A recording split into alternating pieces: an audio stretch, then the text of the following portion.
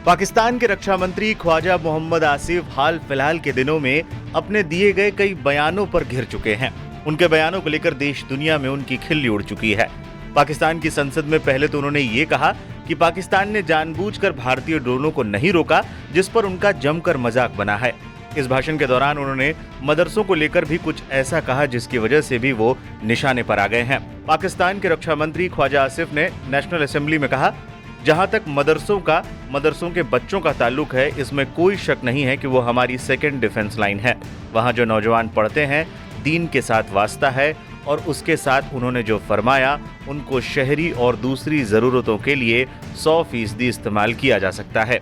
जहाँ तक मदारस के स्टूडेंट्स का ताल्लुक है, इसमें कोई शक नहीं है कि वो हमारी एक सेकंड डिफेंस लाइन है। वहाँ पे नौजवान जो पढ़ते हैं, अल्लाह के फजल से वो दीन के साथ भी जो है आरास्ता हैं और उसके साथ जो है वो उनके जो वक्त ज़रूरत जो है, जिस तरह उन्होंने फरमाया कि उनको शहरी दफा के लिए या दूसरी ज़रूरतों के लिए जो है ना, बिल्कुल 100% इस्तेमाल किया जा सकता है।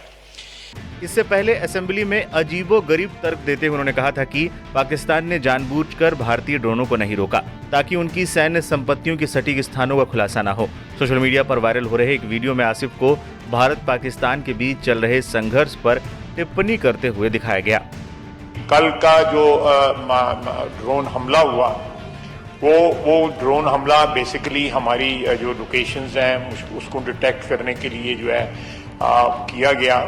एक टेक्निकल चीज़ है जिसको मैं उस तरह एक्सप्लेन नहीं कर सकता, और इसलिए उनको इंटरसेप्ट ना किया गया ताकि हमारी लोकेशंस जो हैं वो लीक ना हो या वो लोकेट ना हो। वीडियो में ख्वाजा आसिफ कहते हैं, कल जो ड्रोन हमला हुआ वो बेसिकली हमारी लोकेशन को जानने के लिए किया गया था, इसलिए उन्हें रोका नहीं गया ताकि हमारी लोकेशन लीक ना हो। पाकिस्तानी मंत्री की इस टिप्पणी का उनके ही देश में हंसी उड़ रही है।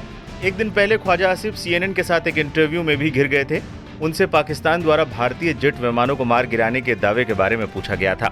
जब उनसे पूछा गया कि क्या उनके पास दावों का समर्थन करने के लिए सबूत हैं, तो आसिफ ने सोशल मीडिया पोस्ट की ओर इशारा किया। CNN पत्रकार ने इस बात पर प्रकाश डाला कि पाकिस्तान ने भारतीय वायुसेना के 5 जेट विमानों के मार गिराने का दावा किया है और सबूत मांगे हैं। क्या आप अधिक जानकारी दे सकते हैं? पत्रकार ने कहा, आइए 5 लड़ाकू विमानों को मार गिराए जाने के इस बहुत ही विशिष्ट दावे से शुरुआत करते हैं। इसके लिए सबूत कहाँ है सर? इसके जवाब में आसिफ ने कहा, भारतीय सोशल मीडिया पर, हमारे सोशल मीडिया पर नहीं। इन जेट विमानों का मलबा गिरा, ये सब भारतीय मीडिया में है। आसिफ के इस झूठे दावे पर पत्रकार ने तुरंत जवाब दिया और आधिकारिक सबूतों की कमी की ओर इशारा करते हुए कहा, आप रक्षा मंत्री हैं सर। आज आपसे बात करने का कारण सर सोशल मीडिया पर मौजूद सामग्री के बारे में बात करना नहीं है। आसिफ का यह बयान भी सोशल मीडिया पर वायरल हुआ था, जिसके बाद लोगों ने उन पर सवाल उठाए थे और पाकिस्तान के झूठ का पर्दाफाश हो गया था। भारत की पाकिस्तान की जवाबी कार्रवाई के बाद पाक सेना को काफी नुकसान पहुंचा है। लाहौर में पाकिस्तान का एयर डिफेंस सिस्टम भी तबाह हो चुका है। भारत के एक्शन का डर वहां के नेशनल असेंबली में भी देखने को मिला, जहां कई सांसदों ने जंग न छेड़ने की बात कही और एक सांसद तो रोते हुए तक दिखाई दिए थे।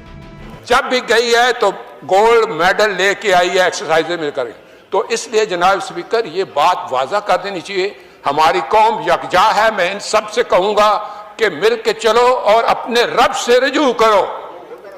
रब काबा, हम तेरे आगे दरख्वास्त करते हैं, इस मुल्क की हिफाजत फरमाना जो तूने हमें अता किया है, और ये नबी सल्लल्लाहु अलैहि वसल्लम की दुआओं का है। आपने कायदे आजम को इंग्लैंड में मुलाकात की, ख्वाब में आए और उनको कहा कि जाओ वापस और जाके पाकिस्तान का मामला हल करो। आप खान कलात को ख्वाब में आके ये हुक्म दिया कि तुमने पाकिस्तान की सरना है, ये मुल्क बन के रहेगा और तुमने तो ये ऐसा बड़ा मोइज़ा है कि अल्लाह पाक ने ये हमें अता किया है और अल्लाह पाक इस मुल्क की हिफाजत फरमाएंगे। दुनिया में जहां भी देखें शायद हमारी कमी है, हम मजबूर हैं, हम गुनाहगार हैं, लेकिन रब काबा हम तेरे हबीब के उम्मती हैं, खुदा का वास्ता हमसे रहम का भला फरमा। आप चले जाएं, उधर फिलिस्तीन में चले जाएं, कश्मीर में चले जाएं, जहां भी जाएंगे मुसलमानों के साथ वो ऐसे रो रहा है जो हम सोच भी नहीं सकते हैं। तो तू हमें माफ कर दे, हम तेरे आगे सर झुकाते हैं, माफी मांगते हैं। नहीं, इसमें दो राय नहीं है मौला कि हम बड़े गुनाहगार हैं, लेकिन तेरी रहमत बहुत वसी है, तू रहमत का एक जर्रा भी भेजेगा हमारी तरफ तो इंशाल्लाह हमारी कामयाबी होगी। और दुआ करते हैं रब काबा कि इस मुल्क की हिफाजत फरमा और हमें दुश्मनों पर जो है वो फकीर अता फरमा और हमें उनको सरनगू करने की ताकत अता फरमा। मैं दुआ गो हूँ आर्म फोर्सेस के लिए, पाकिस्तानियों के लिए कि अल्लाह पाक हम सब की हिफाजत फरमाए और हमें आपस में जोड़ के रखे